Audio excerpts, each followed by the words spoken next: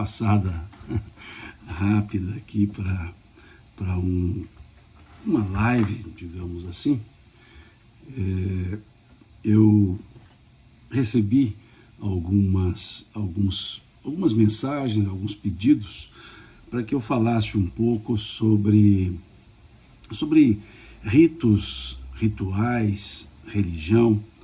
E as pessoas que me mandaram mensagens, eu percebi que a maioria delas encaminhou a mensagem ou as mensagens por causa do momento em que estamos, segundo o prisma de uma religião, que é o momento da Quaresma. Então, pessoas me perguntaram como é a visão espírita da Quaresma. Então eu achei por bem fazer a live em vez de responder ali por texto. E então vamos conversar um pouco sobre esse aspecto, sobre essa ideia que talvez perpassa pela cabeça de muitos, sobre qual é a visão espírita da Quaresma. Primeiro ponto que nós precisamos deixar bem claro é que não existe uma visão espírita sobre Quaresma, não existe uma visão espírita sobre quaisquer fórmulas ou elementos ritualísticos, não há nenhuma visão espírita sobre ritos de quaisquer religiões. Então isso é importante.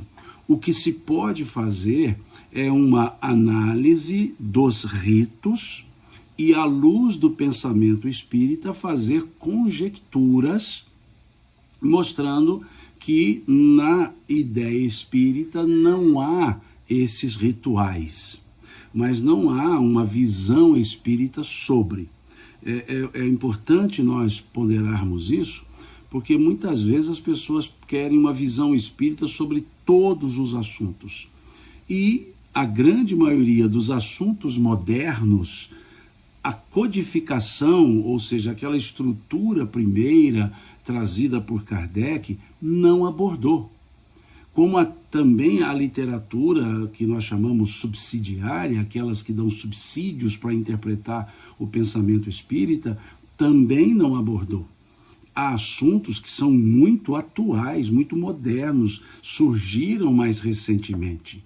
E não há uma observação. Por exemplo, não há uma visão espírita na estrutura da codificação kardeciana, na estrutura da obra, por exemplo, de André Luiz, de Emmanuel, que fale sobre clonagem, por exemplo. Então não há como dizer qual é a visão espírita sobre clonagem. Não tem uma visão espírita. O que se tem é o que é o aspecto da clonagem, em que isso se relaciona com o pensamento espírita, e aí chega-se a uma conclusão de conveniente, não é conveniente, guarda relação, não guarda relação. Eu faço essa explicação porque é muito importante isso. Nós temos que ser ponderados. Nem todos os assuntos foram abordados pelos espíritos, nem todos os assuntos passaram pela estrutura de edificação do pensamento espírita trazida pelos espíritos e organizada por Kardec. Nem tudo foi trabalhado ali por uma questão muito simples: assuntos novos, surgidos recentemente. Então é importante deixar essa ponderação, e isso se aplica quando então chegam perguntas como essa: qual é a visão espírita da Quaresma? Não existe uma visão espírita, não faz parte da estrutura do pensamento espírita, mas é possível analisar a partir da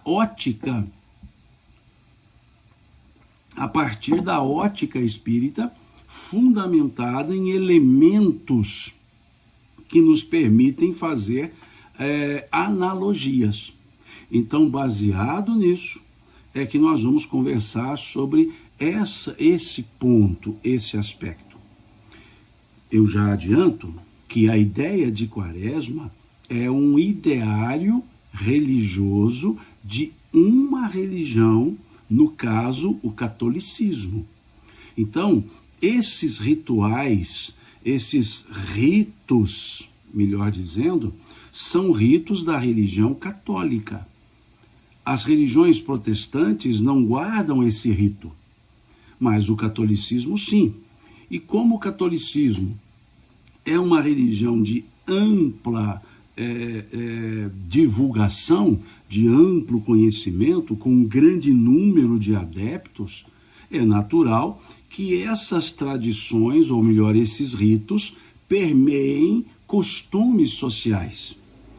Vou dar outro exemplo. Quando se fala feriado religioso advém da religião católica e, por um hábito, por um costume, por um elemento cultural, acaba se entronizando no meio social e, no caso, vejam, Brasil, há feriados que são eminentemente religiosos, mas que foram incorporados no calendário civil. Um exemplo claro é o dia 12 de outubro, que é um dia voltado à padroeira do Brasil, e esse título, padroeira do Brasil, foi dado pela religião católica. Mas o hábito, o costume, a intronização do pensamento religioso católico era tão grande, e ainda é, que esse 12 de outubro, em homenagem a Maria, né, a Nossa Senhora, e aí no caso vem com um título, Nossa Senhora Aparecida, foi incorporado ao calendário civil e transformou-se num feriado nacional. Então percebam que elementos religiosos permeiam a vida social, e principalmente elementos religiosos advindos da religião espírita. Aqui aquele diz, se o país é laico, por que ainda existem esses feriados, Simão? Vejam, aqui é importante essa observação, Kelly, muito importante. Laicidade e laicismo são coisas diferentes. Quando diz que um país é laico, não quer dizer que esse país refute religiões. Ele é um país que não adota uma religião oficial.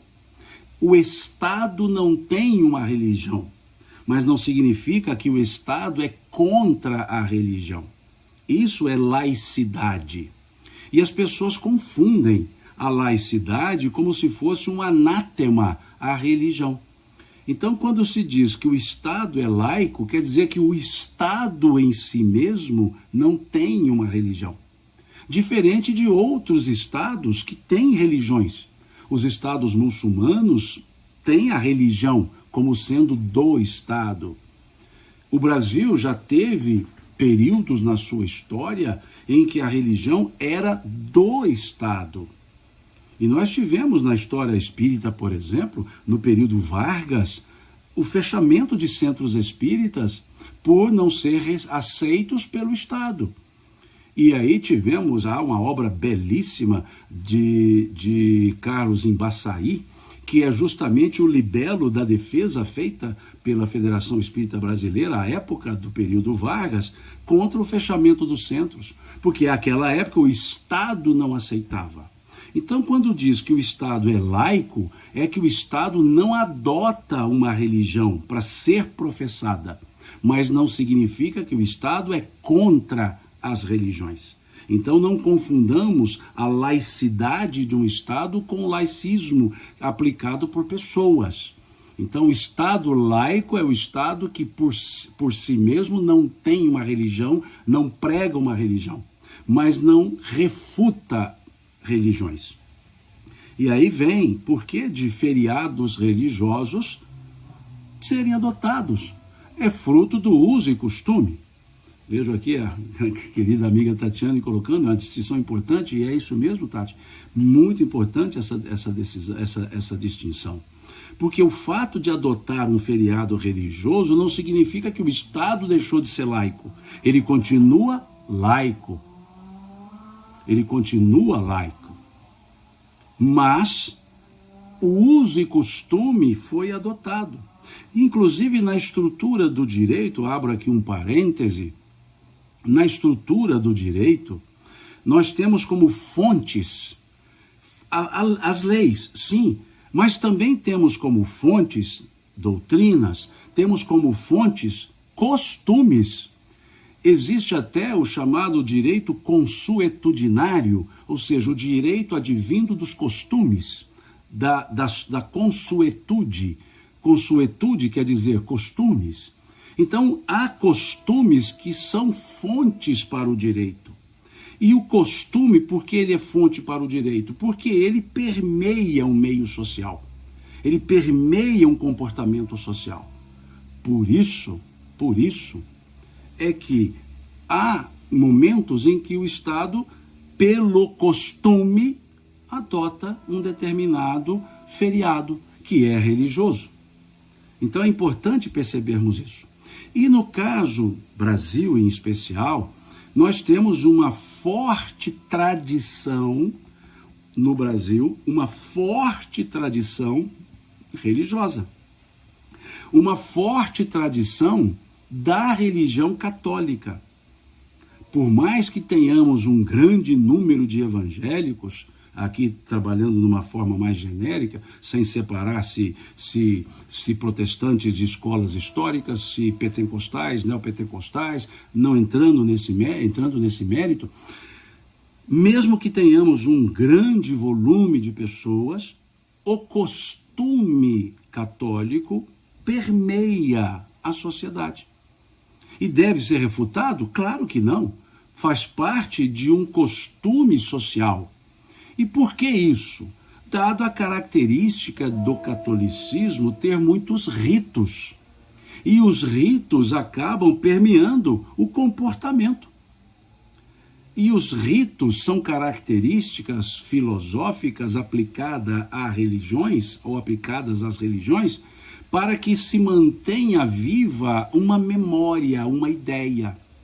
Há um filósofo que gosto muito das obras dele, do início do século XX, Mircea Eliade. Ele tem um texto chamado O Mito do Eterno Retorno. E nesse texto, O Mito do Eterno Retorno, ele fala desse hábito, desse costume, dessa esteira de reflexos para trazer sempre coisas do passado para que elas fiquem vivas. Então ele chama de o mito do eterno retorno, ou seja, sempre relembrar. Veja um exemplo característico do mito do eterno retorno. As datas comemorativas. Fazemos datas comemorativas, por exemplo, a data comemorativa de nascimento. É um mito do eterno retorno. Para cada ano relembrar o ano que nós nascemos. Uma data, por exemplo, de morte, a pessoa já não está mais, mesmo assim comemora-se uma data de morte. E aí cria-se o mito do eterno retorno. O mito do eterno retorno. Então esse é um pensamento filosófico, inclusive. E se observarmos a religião católica em especial, veremos que ela é permeada desses elementos ritualísticos, desse elemento ritual, e traz no seu bojo essa característica do mito do eterno retorno. Se nós olharmos, por exemplo, na Igreja Católica, o ano litúrgico, nós veremos que é uma repetição anual dos elementos religiosos extraídos das passagens do Cristo. Por isso temos lá o período do advento, das preparações, e se vocês observarem, sempre haverá uma repetição. O ritual católico romano, ele traz essa característica. Então isso fica forte no comportamento das pessoas. Daí, adotar-se feriados que são religiosos. E veja como o costume é mais forte do que a lei. Percebamos, nesse caso, 12 de outubro é um feriado cujo o pano de fundo é religioso.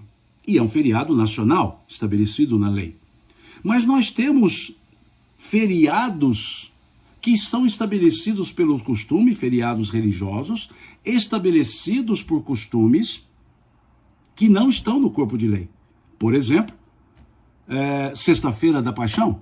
Sexta-feira da Paixão não é um feriado civil. Quinta-feira, Corpus Christi, não é um feriado civil. Não encontra na lei federal, em lei federal, esses feriados. Mas o costume é tão mais forte que o comportamento ditou que é feriado. Veja a força do costume. E não só religioso.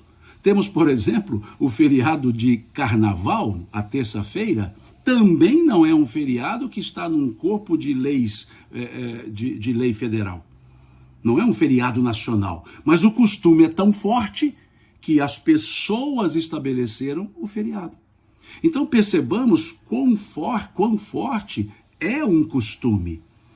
E esses casos de feriados, o costume muitas vezes torna feriado aquilo que a lei não conferiu o caráter de feriado civil.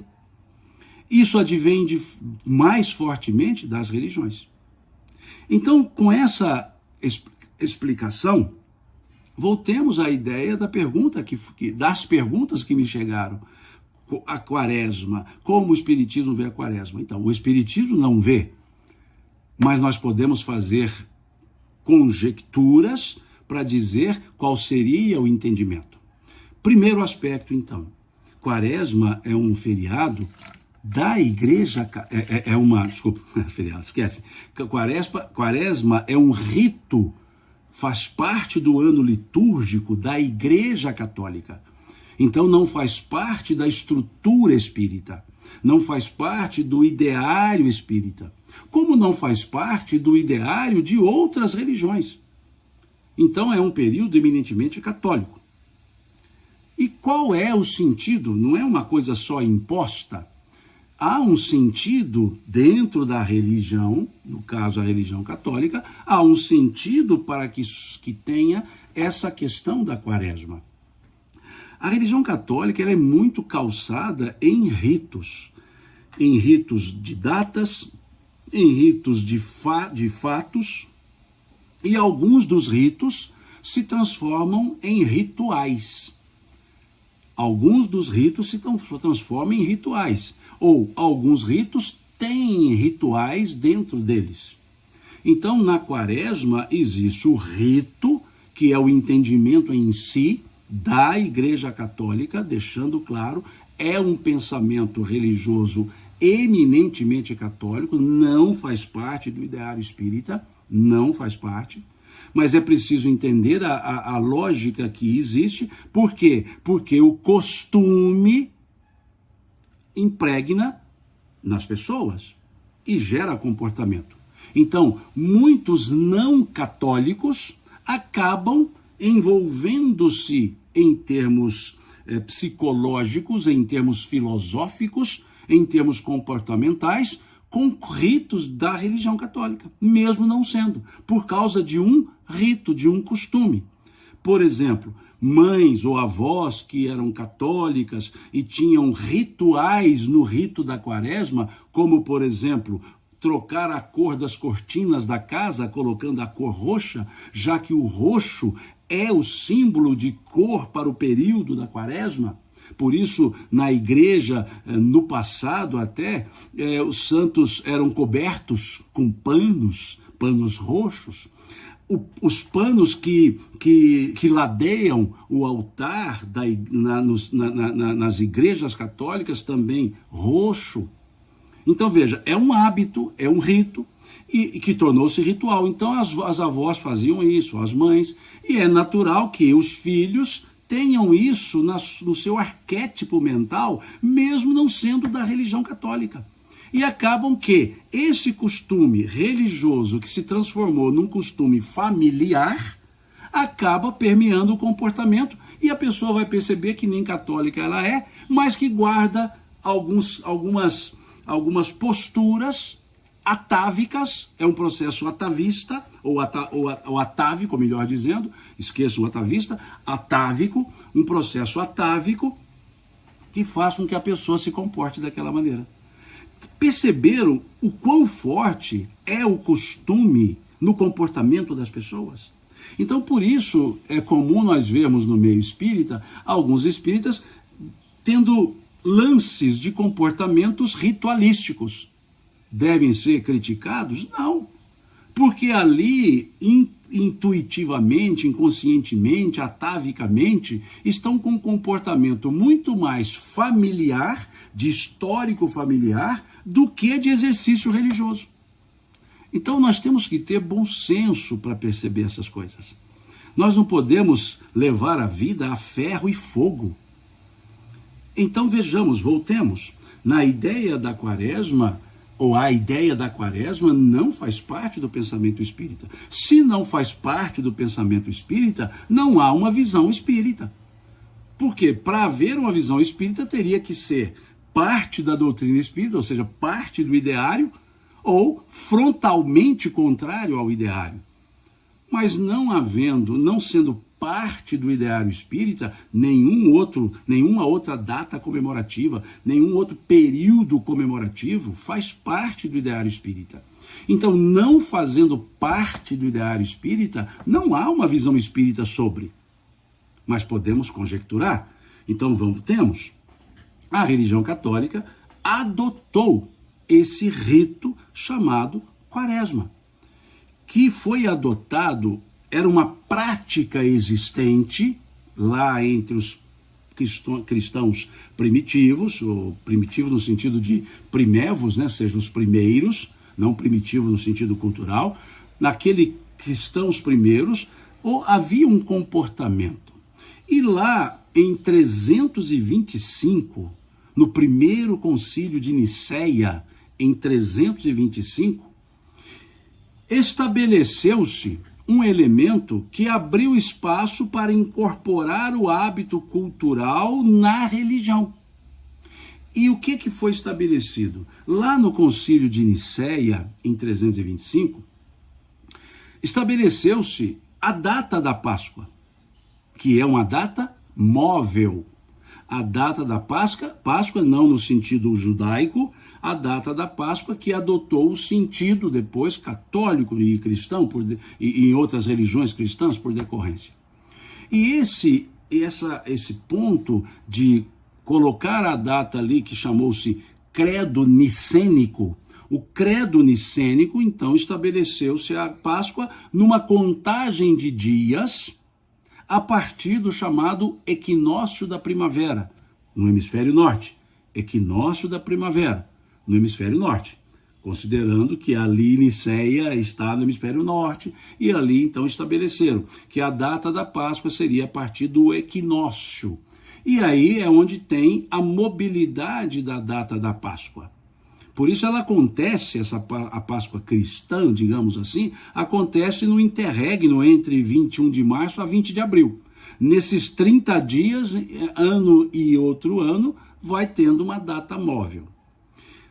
A partir daí, criou-se ou incorporou a ideia de uma preparação para o período de Páscoa, ou para a Páscoa. Uma preparação, como se fosse assim, olha, para comemorar a Páscoa, não é só chegar no dia e comemorar a Páscoa segundo o pensamento cristão, ou seja, a Páscoa da, entre aspas, ressurreição do Cristo. Entre aspas, ressurreição. Não vou entrar no mérito da palavra ressurreição. Para isso, precisava de um preparo. E aí surgiu ou incorporou-se a ideia de ter um período preparatório. E esse período preparatório passou a ser de 40 dias. 40 dias. Por isso o nome quaresma, 40 dias, que vem desse hábito, desse costume. Como que, olha, para uma grande festa é preciso se preparar.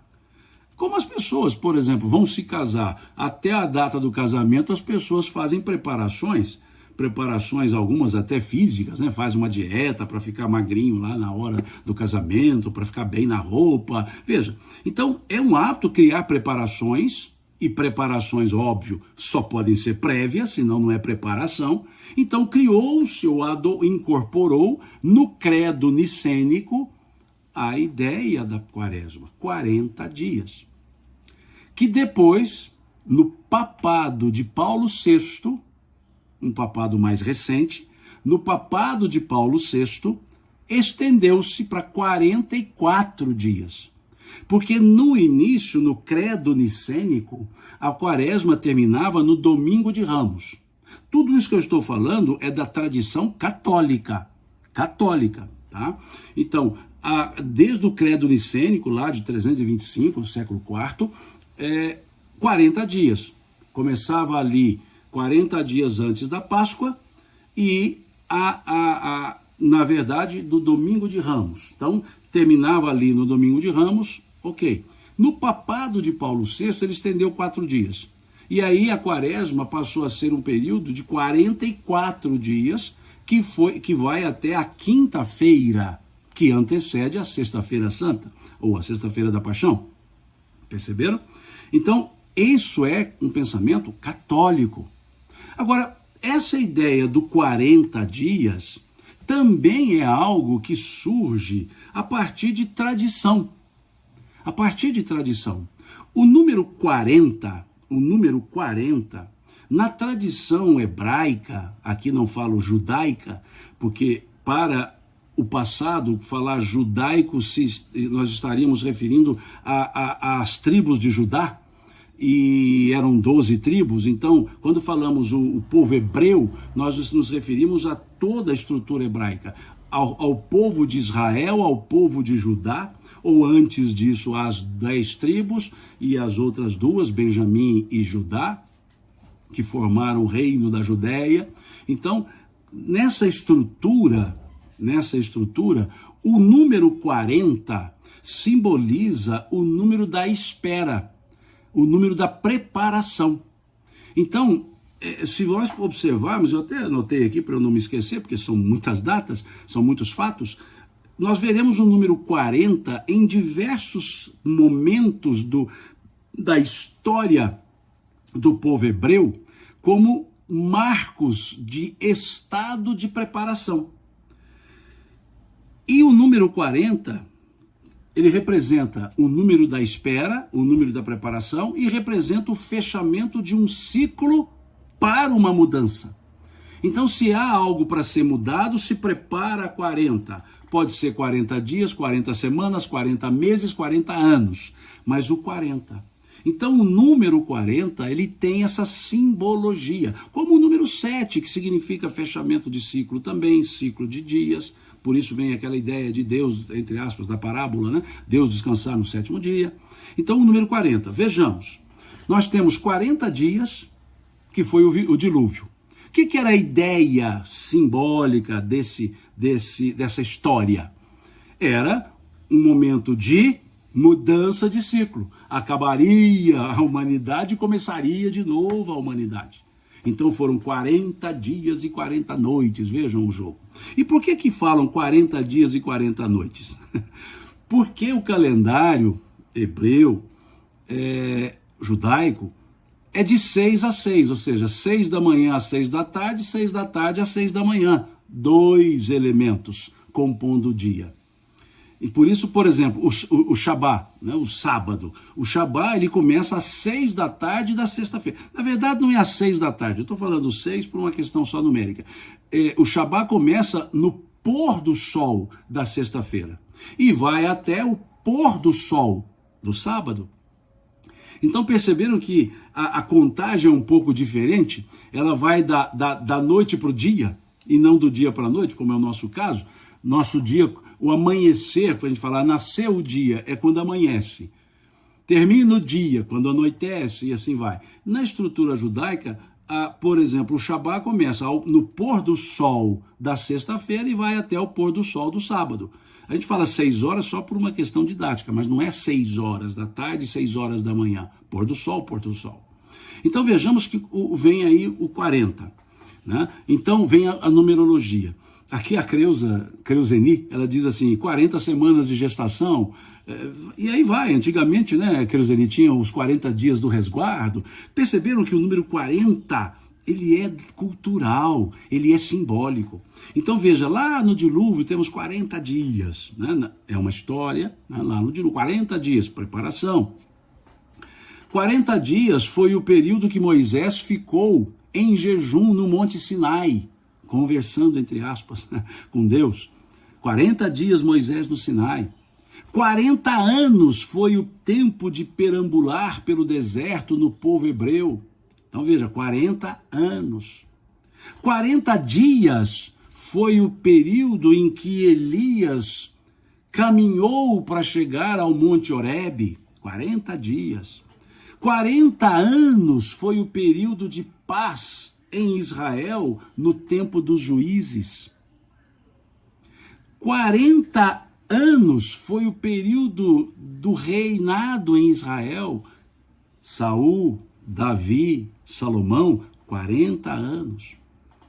40 dias foi o tempo que Jonas profetizou para que Nínive arrependesse. 40 dias foi o período que Jesus ficou no deserto para começar o seu trabalho. 40 dias foi o período que Jesus ficou na terra depois da crucifixão. Perceberam como o número 40 pulula nos textos hebraicos? Porque o 40 representa o número da espera. É um período de espera, é um período de renovação para fechamento de um ciclo. É isso que simboliza o 40.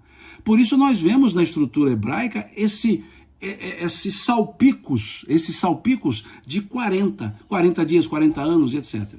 E como a Cleuzeni lembrou aqui, numa estrutura atual, 40 semanas em tese, uma gestação. No passado, o período de resguardo, no passado, não é tão passado assim que eu me lembro das mulheres, das mães, né, fazerem esse resguardo. A gente ia visitar quando criança, né, a minha mãe gostava de visitar as pessoas, as mulheres que estavam, as recém-mães, e nós visitávamos, eu ia com a minha mãe, e ali era comum, por exemplo, durante 40 dias, não se abria o quarto, né, para que não entrasse luz do sol, a mãe estava em resguardo.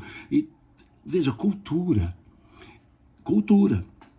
Então, nós precisamos entender que essa ideia dos 40 dias permeia. Daí no credo nicênico, que é um credo católico, no credo nicênico surgiu a ideia, ou incorporou-se um hábito já praticado, de 40 dias antes da semana da Páscoa, ficar se preparando para o advento da Páscoa, que na estrutura hebraica significa a libertação do povo do cativeiro do Egito, e na tradição católica, tradição cristã, representa, aspas, a ressurreição do Cristo.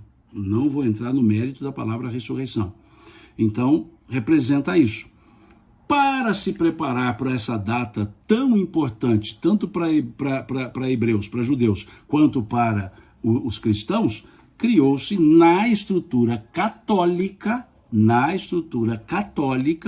esse período chamado Quaresma, que não é adotado pelas outras religiões e, óbvio, não é adotado pela doutrina espírita, não faz parte do ideário espírita. Nem a Quaresma, nem a Sexta-feira da Paixão, nem Quinta-feira Santa, né? Por exemplo, a Quinta-feira, na ideia do mito do eterno retorno, a Quinta-feira, aspas, chamada Santa, é para comemorar-se a instituição da Eucaristia. A doutrina espírita não tem Eucaristia. Então vejamos, se a doutrina espírita não tem Eucaristia, por que ela vai ter uma visão espírita sobre a Eucaristia? Não vai ter, porque não faz parte do pensamento espírita a Eucaristia. Mas para a tradição católica, a Eucaristia é aquele momento, aquele dia, a quinta-feira, reservado para se lembrar aquela ceia que é chamada de última ceia. Porque entende-se na tradição religiosa católica, e aí sim, em algumas escolas protestantes, ou evangélicas, se quiserem, a Eucaristia como um sacramento. E adotou-se a partir daquele momento em que Jesus oferece o pão e o vinho como elementos de rememoração do seu, aspas, sacrifício. E para a Igreja Católica, isso é a Eucaristia, num fenômeno teológico chamado de transubstanciação. Transubstanciação. Para a ideia católica, naquele momento da Eucaristia, a hóstia e o vinho se transformam em corpo e sangue. Por isso, a quinta-feira da Semana Santa é reservada pela tradição católica, pela Igreja Católica, é reservada para a instituição da Eucaristia. Veja, isso faz parte do pensamento espírita? Não. Para as religiões protestantes, a ideia da Eucaristia permanece, porém, não com a forma teológica da transubstanciação. Mas algumas igrejas protestantes, ou evangélicas, se quiserem, adotam uma outra forma chamada consubstanciação. Ou seja, continua pão e vinho, mas com substâncias simbólicas de corpo e sangue. Para a Igreja Católica não é consubstanciação, é transubstanciação. Veja, isso faz parte do dogma católico. E a doutrina espírita não traz dogmas religiosos. Dogmas religiosos. Então fica claro que há um porquê para a Igreja Católica adotar a Quaresma, e um porquê respeitável. Há uma influência desse rito católico na cultura, por assim dizer, na cultura popular, que acaba influenciando pessoas não religiosas, não significa ateias, são pessoas não ateias, mas não ligadas a religião nenhuma, e afeta algumas vezes pessoas de outras religiões que não a católica. Eu acho que ficou mais ou menos claro, não é claro? Ficou claro que a doutrina espírita não tem essas características, porque no ideário espírita não se tem ritos. A doutrina espírita, ela é uma doutrina eminentemente filosófica, científica, óbvio, e consequências morais. Consequências morais. Não é uma religião no sentido institucional. Na doutrina espírita não há ritos, não há rituais, não há paramentos, não há hierarquia. Perceberam?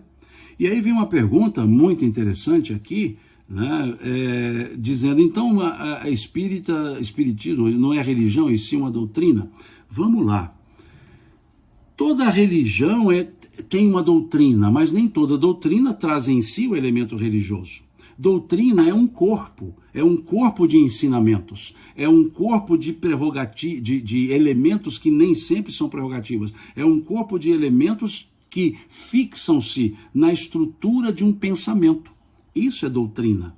Por exemplo, no meio jurídico nós não temos a doutrina, nós não temos assim aqueles juristas que nós chamamos, esse é doutrinador, né? Doutrinador jurídico. Por quê? Traz um pensamento, traz uma forma de pensamento que, analisada, é aplicável. Isso é doutrina. Então existe doutrina religiosa, doutrina científica, doutrina jurídica, doutrina historiográfica. Nós temos os historiadores que nós chamamos doutrinadores também, trazem elementos para explicar fatos, para justificar fatos, para comportamentos. Isso é doutrina. Então, nas religiões, há doutrina, mas nem toda doutrina é religiosa. Então, a doutrina espírita, por isso nós chamamos de doutrina, ela tem um corpo de ensinamentos. Mas esse corpo de ensinamentos não é institucionalizado, não é religião no aspecto institucional. É um corpo de ensinamentos que nos leva, uma vez entendendo e aplicado, a uma mudança comportamental, que Kardec chama de consequência moral. Se nós, então, quisermos falar consequência religiosa, nós temos que trazer a palavra religião para o sentido etimológico, não para o sentido semântico usual. E qual é o sentido etimológico da palavra religião? Religação. Vem lá do religare. Religare, ligar de novo. Então a religião no sentido etimológico, é um processo de reconexão. Aí sim, nesse sentido, a doutrina leva a um comportamento de reconexão, um comportamento moral, um comportamento religioso. E até peço licença, aqui na Revista Espírita de 1859, em especial na revista de dezembro de 1859, tem uma fala interessante de Kardec sobre esse aspecto, que eu peço licença para ler, não é grande, mas eu peço licença para ler. Vejam que Kardec nos coloca aqui nessa minha edição, está na página 490 e 491, nessa minha edição, mas está na Revista Espírita de dezembro de 1859, Kardec dizendo o seguinte: o laço estabelecido por uma religião, seja qual for o seu objetivo, é, pois, essencialmente moral. O laço estabelecido por uma religião, seja qual for o seu objetivo, é, pois, essencialmente moral, que liga os corações, que identifica pensamentos, as aspirações, e não somente o fato de compromissos materiais que se rompem à vontade ou da realização de fórmulas que falam mais aos olhos do que ao espírito. O efeito desse laço moral é o de estabelecer entre os que ele une, como consequências da comunhão de vistas e de sentimentos, a fraternidade e a solidariedade, a indulgência e a benevolência mútuas. É nesse sentido que também se diz religião da amizade, religião da família. Então veja que Kardec aqui está dizendo, olha, o sentido para a palavra religião, em qualquer religião, é esse. O sentido, digamos, epistemológico, o sentido doutrinário, é esse. É esse. Aí Kardec continua. Se é assim, perguntarão, então o Espiritismo é uma religião? Olha essa frase de Kardec.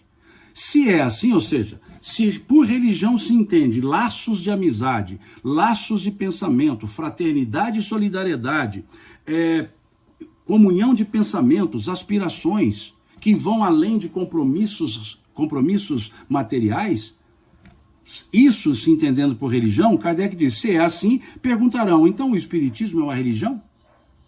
E ele responde, ora, sim, sem dúvida, senhores. No sentido filosófico, prestem atenção, no sentido filosófico, o Espiritismo é uma religião.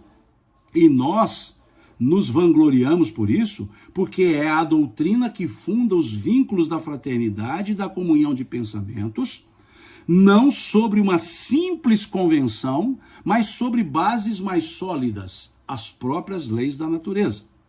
Então, no sentido filosófico, é uma religião. Segue Kardec. Por que então declaramos que o Espiritismo não é uma religião? Olha que coisa interessante. Ele diz, no sentido filosófico é uma religião. Então ele fala, por que então declaramos que o Espiritismo não é religião?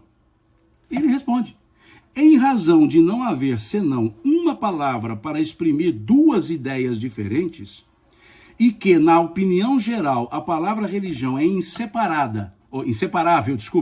é inseparável de culto, porque desperta exclusivamente uma ideia de forma que o Espiritismo não tem.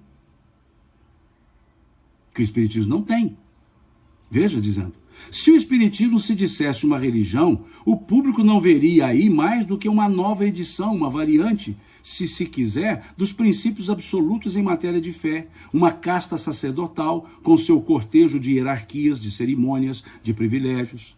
Não o separaria das ideias de misticismo e até mesmo de abusos contra os quais tantas vezes a opinião se levantou.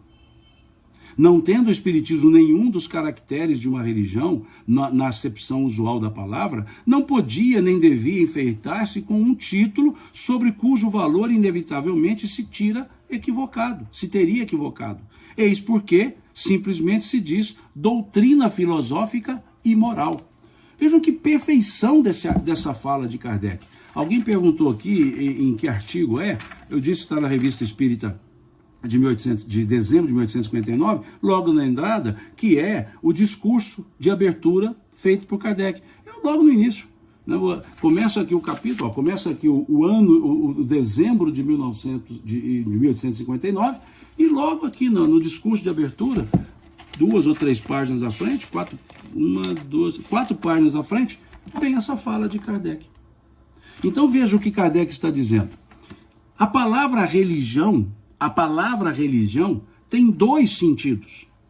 Tem o sentido de comportamento filosófico, estrutura moral, e tem o sentido de instituição ritualística, instituição paramentada, instituição hierarquizada.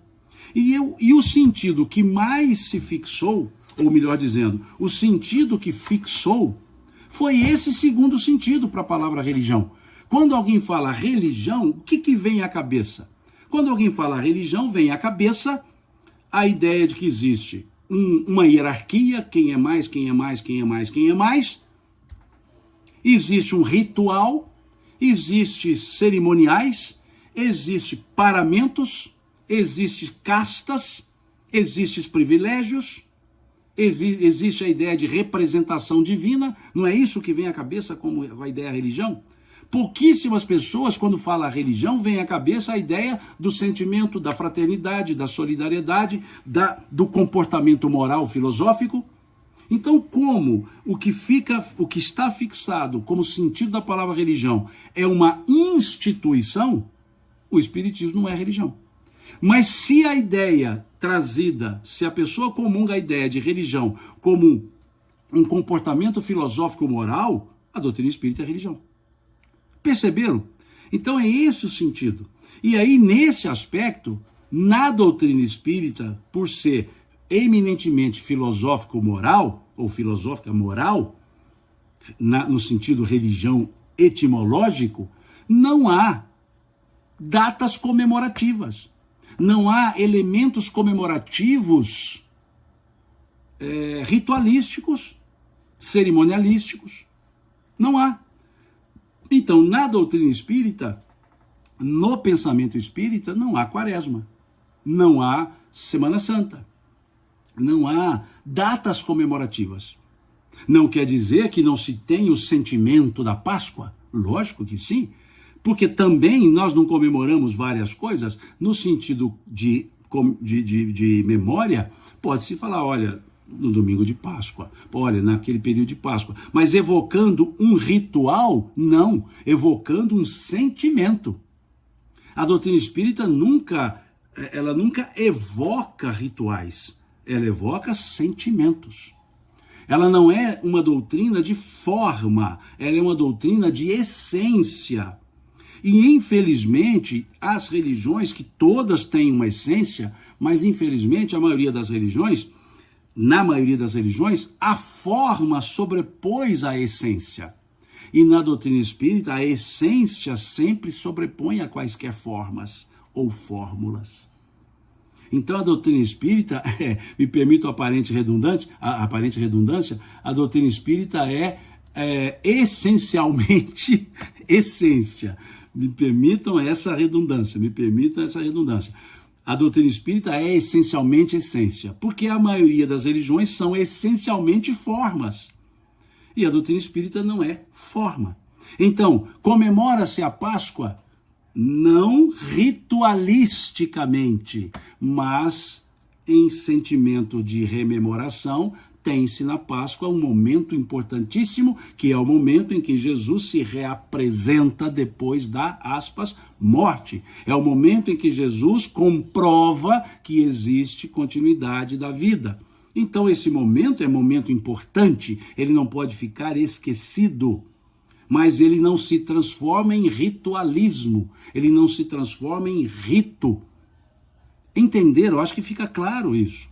A doutrina espírita não é ritualística, não é paramentada, não é hierarquizada. Ela é eminentemente essência. É isso que precisa ponderar. Teve uma pergunta aqui no Instagram, a pessoa perguntando qual a ligação da doutrina espírita com o catolicismo. Nenhuma. Nenhuma ligação nem com nenhuma religião. O que existe em grande parte é que os espíritas, em grande parte, melhor dizendo, os espíritas vieram da religião católica. E vejam, uma religião eminentemente ritualística, é natural, é normal que boa parte dos que chegam no pensamento espírita e percebem ali elementos filosóficos, essência, é natural que durante um tempo sintam falta de rituais.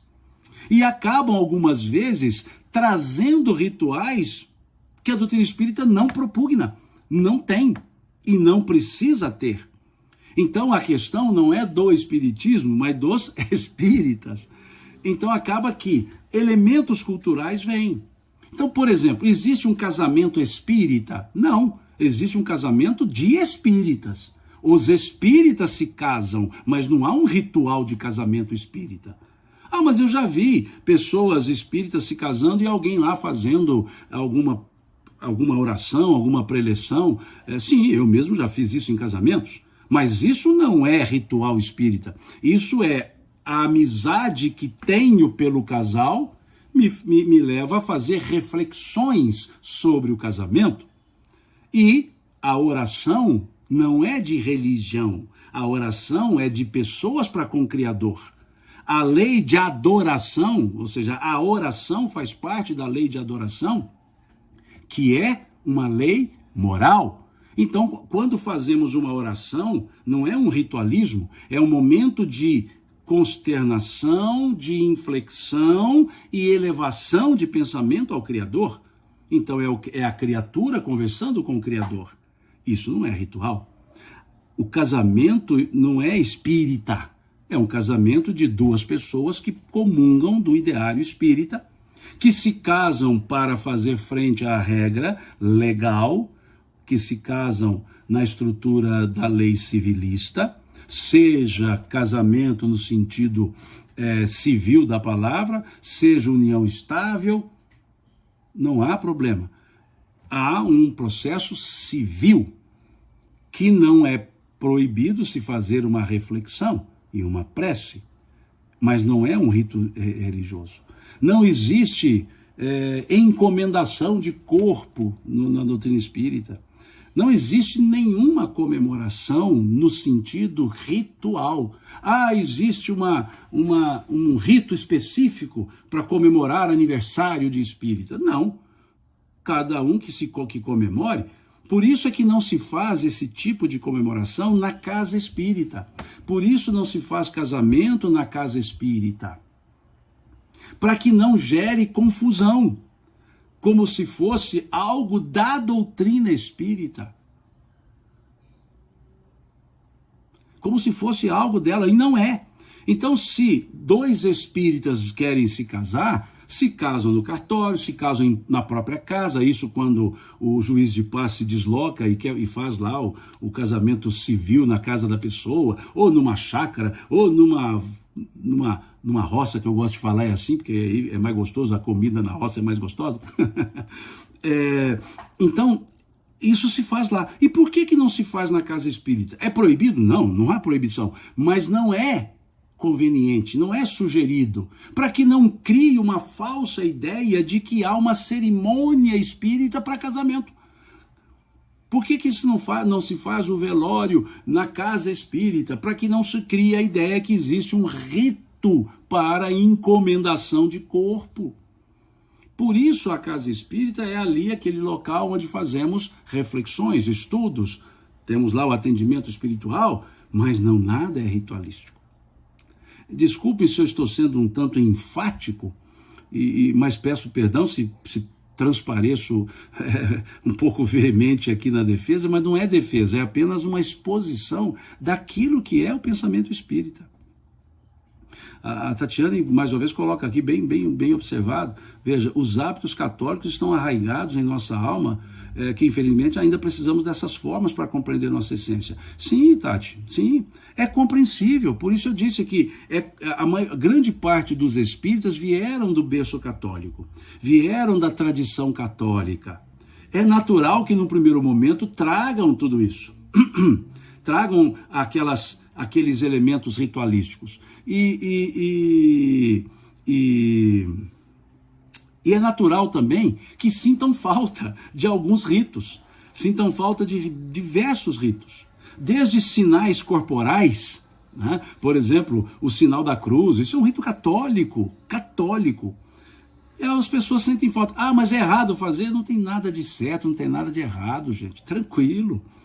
Cada um pensa por si, sente por si. Eu vou recriminar alguém que faz o sinal da cruz? Nunca. Pelo contrário, ele está fazendo algo em conformidade com o que ele pensa da sua religião. Ele está sendo fiel ao pensamento religioso que ele comunga. Ótimo.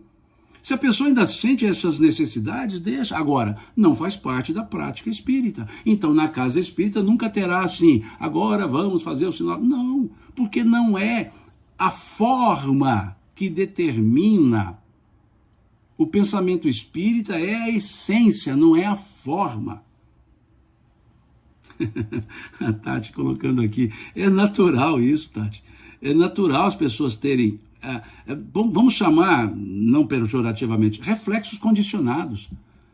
Uma pessoa, ela tem conhecimento com o pensamento espírita lá com seus 60 anos de idade. Muito jovem, porque eu faço 60 esse ano. Então, uma pessoa de 60 anos é jovem, mas muito jovem. Tá? Eu agora defendo de unhas e dentes. Não tem esse negócio de pessoa idosa com 60 anos. Eu vou fazer 60 agora em setembro, mas não vou virar idoso com isso, não. Mesmo que os cabelos fiquem brancos, mas não serei idoso. Por quê? Porque não é o tempo de vida material que determina a idade, determina se é idoso ou não. É o comportamento. Lógico, o corpo tem algumas limitações com o andar da carruagem. Mas voltemos. Uma pessoa que tem conhecimento, toma conhecimento com a doutrina espírita, aos 60 anos, e durante todo esse período vivia no pensamento católico com rituais, ela vai levar mais ou menos 60 anos para sair do ritual. Ou seja, é natural que isso vá sendo gradativamente retirado. É muito comum, por exemplo, a gente faz assim, orações, né? Por exemplo, no trabalho. É comum lá no trabalho, as pessoas vão fazer uma oração para começar o trabalho. Aí você tem lá católico, você tem protestante, você tem espírita, você tem tudo. Todos oram. Aí uns levantam as mãos assim, outros ficam com as mãos assim, outros com as mãos estendidas, outros... Por quê? Para alguns há um condicionamento de ter que levantar as mãos. Para outros, não. Agora, quem está certo, quem está errado? Ninguém. É uma maneira. Agora, o pensamento espírita esclarece que não são necessárias essas fórmulas, porque não são elas que determinarão a eficácia daquilo que eu estou fazendo, mas o sentimento que eu trago, ou seja, a essência sobre a forma, e não a forma sobre a essência. Até mesmo é comum nós vermos na casa espírita, no passe, por exemplo, as pessoas vão tomar passe, sentam-se e viram as mãos para cima em concha, como se isso fizesse diferença para receber o passe. As pessoas dizem, não, mas faz, eu estando assim, eu estou mostrando que eu estou recebendo. E quem não tem mãos, então não vai receber passe? Uma pessoa que teve que amputar as mãos, ela nunca vai ter condição de ficar nem assim, ela não tem as mãos, então ela não recebe passe? Lógico que recebe, porque não são as mãos que determinarão, é o sentimento, é o pensamento, é uma transfusão de energias psíquicas. Agora, pessoas criaram um ritual. E de onde veio essa ideia das mãos? De elementos ritualísticos que essa pessoa conviveu. Ou alguém conviveu e passou para frente, e aquela ideia de passar para frente, o outro absorveu. E aí senta lá e faz assim. Então eu fico pensando, quem não tem mãos não pode receber passe, então? E o contrário não, e o outro lado. Para aplicar o passe eu tenho que pôr as mãos, e quem não tem mãos não pode aplicar passe? Lógico que pode, não é a mão que vai transferir, é o sentimento que a pessoa ali tem. Porque senão seria um exclusivismo sem tamanho. Então perceberam que nós vivemos dentro de uma bolha ritualística, dentro de uma bolha de mito do eterno retorno. E é natural que haja comportamentos. E a doutrina espírita não vem para proibir, ela vem para esclarecer. Né? Ela não vem para confundir, né? Diferentemente lá do pensamento do Chacrinha, né? Eu não vim para confundir, mas para explicar. Né? Então, a doutrina espírita, diferentemente, não, semelhantemente, veio para explicar. Então, ela vem explicar que não é necessário ritual, não é necessário nada disso. Não é necessário. Então, não se usa de rituais na casa espírita, não se usa de rituais no trato com a doutrina espírita. Daí, tudo isso para poder dizer que Quaresma não faz parte do ideário espírita. Mas não tem lugar nenhum na codificação dizendo, olha, não, é uma questão só de montar uma linha de raciocínio para perceber isso. A doutrina espírita não é excludente, ela não é crítica a ninguém, no sentido pejorativo. Há um corpus doutrinário que orienta, que ensina, que explica. E a pessoa gradativamente absorve. Creio que eu tenha respondido às perguntas que me chegaram sobre essa questão da Páscoa e eu achei por bem ir um pouco mais e não falar só de Páscoa, explicar a origem dela, tudo certinho, ok? Falar desses números simbólicos, né? Como eu disse aqui, eu disse, sei lá, umas 12 passagens do Velho Testamento e do Novo Testamento em que o 40 aparece, para mostrar simbolismos, mas não pregando ritualismos. Então, tomei essa liberdade de fazer essa live, como ultimamente tem feito, né? Não aviso nada e entro na live, mas eu sempre deixo gravada e depois fica postada. Quem não acompanhou, acompanha pela postagem, se quiser, óbvio. E não estou aqui me colocando como paladino da verdade, porque eu não sou da turma que usa a ideia de pureza doutrinária. Pureza nós não temos nem no corpo. E veja, eu gosto de usar o termo coerência doutrinária. Eu sou da turma que busca coerência doutrinária. Pureza é moralismo. Coerência é moralidade. Buscar uma coerência doutrinária são reflexões morais. Exigir pureza é moralismo. Então, eu gosto de usar mais essa expressão. Não é eufemismo, não estou me valendo de um eufemismo, apenas de uma característica mais próxima ao próprio pensamento espírita. Sermos coerentes com o pensamento espírita. Coerentes no comportamento, coerentes no entendimento. Então, coerência doutrinária. Porque o espiritismo não é imposto a ninguém. Isso quem disse foi Kardec, lá no compêndio de artigos chamado Obras Póstumas. O espiritismo não se impõe a quem quer que seja. Ele quer ser aceito livremente, por força das ideias e das convicções. Constituição do Espiritismo, Projeto Espírito 1868, 2 capítulos interessantes, para esse fim, tá certo? Tati, eu que agradeço a vocês todas aqui, todos pela paciência que tiveram aqui de me ouvir, né? Peço desculpas se porventura possa ter gerado alguma confusão, peço desculpas se a minha forma de expressar pode dar a impressão de defesas inflexíveis. Não, a doutrina espírita não precisa ser defendida, ela se defende por si mesma, com a própria estrutura que ela possui.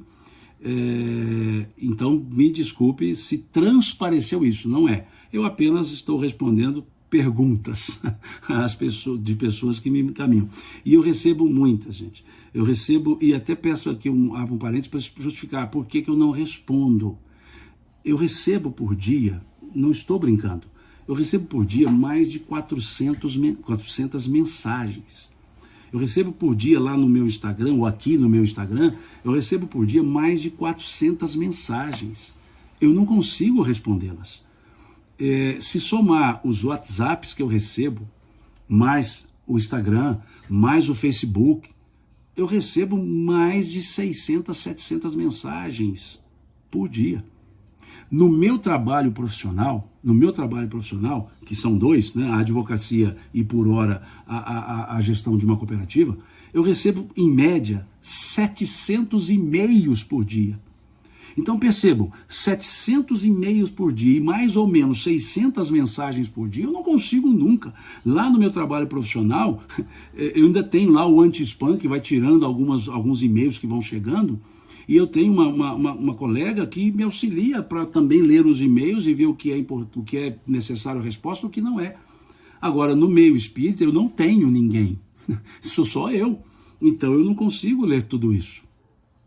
E eu peço desculpas. Muitas pessoas falam assim, irmão, quem que marca a palestra para você? Ninguém, sou eu mesmo. Então, desde mensagens convidando para palestras e mensagens fazendo perguntas, são várias. E sou eu que faço isso. Eu não acho interessante, eu não acho até estranho quando alguém fala assim, não, eu tenho uma pessoa que cuida da minha agenda. Não, espírita não é profissional, não tem que ter ninguém para cuidar da agenda, não. Cada um cuida da sua. Ser espírita não é um profissional. Ser palestrante, aliás, palestrar não é ser palestrante. Palestrar é uma opção, é uma vocação, não é uma profissão. Então eu acho interessante quando alguém fala assim, não, você não fala comigo, fala com a minha secretária, fala com a pessoa X que faz a minha agenda. Eu quando eu escuto isso, eu falo, então essa pessoa, olha o meu mineirista, né, uai, essa pessoa então agora é profissional? Né? Ela virou um profissional da doutrina espírita? Que tem até quem faz a sua agenda? Me desculpe, faça você mesmo a sua agenda, me desculpe. Mas eu também recebo. E muitas eu não vou atender porque eu não consegui nem ver. Tem vezes que eu olho a mensagem, que é um convite para a palestra, e a data para a qual me convidaram já passou. Mas eu não consegui ver. Paciência. Agora, ter uma pessoa para isso... várias pessoas me perguntam assim, se você quer que eu cuide da sua rede social? Mas peraí, cuidar da minha rede social?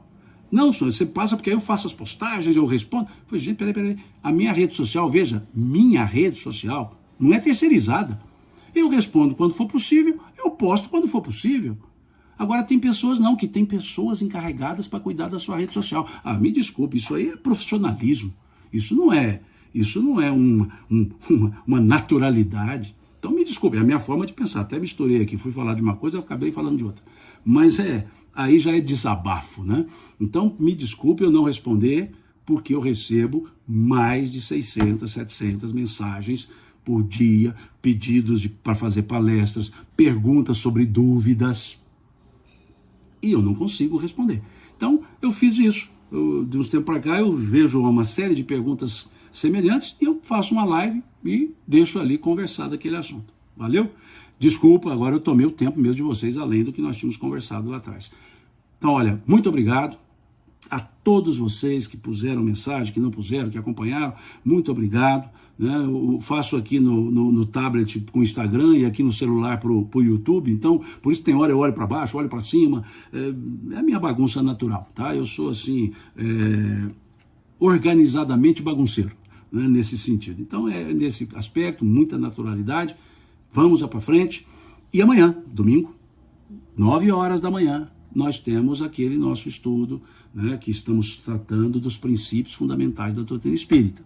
Então, amanhã, domingo, nós teremos o nosso 5º encontro, que falaremos sobre reencarnação.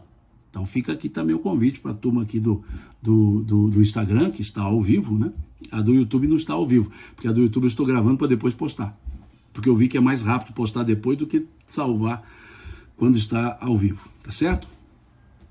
Bom fim de semana, bom feriado, né? Bom feriado, esquece, bom domingo para vocês, bom fim de semana, e amanhã, se Deus quiser, para os que quiserem também, nos encontraremos 9 horas aqui no Instagram, para bater um papinho sobre esse princípio chamado reencarnação. Até mais, fiquem com Deus, e mineiramente agradecendo, Deus lhes pague. Até.